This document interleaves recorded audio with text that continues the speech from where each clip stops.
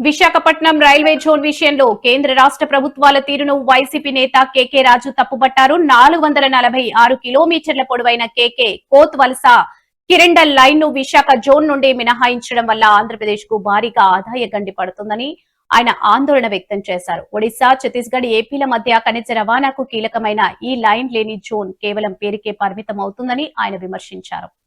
చంద్రబాబు నాయుడు పసుపు కుంకుమ ఇచ్చి మోసం చేశాడో అదేవిధంగా ఉత్తరాంధ్ర ప్రాంతాల వాసులు కూడా ఒక ప్రాపట ప్రకటన ద్వారా రైల్వే జోన్ గురించి ప్రస్తావించి మోసం చేయడం జరిగింది.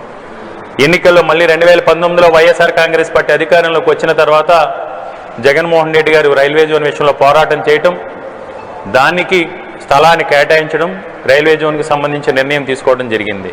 కానీ దురదృష్టవశాత్తు 2024 ఎన్నికల్లో ఈరోజు ఈ కూటమి ప్రభుత్వం అధికారంలోకి వచ్చిన తర్వాత ఈ రైల్వే జోన్కు సంబంధించి జరుగుతున్న పరిణామాలు ఉత్తరాంధ్ర ప్రాంత వాసులందరినీ కూడా చాలా ఆవేదనకి, బాధకి కూడా గురి చేస్తూ ఉన్నాయి.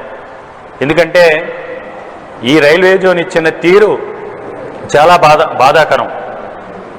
ప్రాణం లేని బిడ్డ పుడితే మనకి ఎంత బాధాకరంగా ఉంటుందో, ఎంత బాధపడతారో తల్లిదండ్రులు.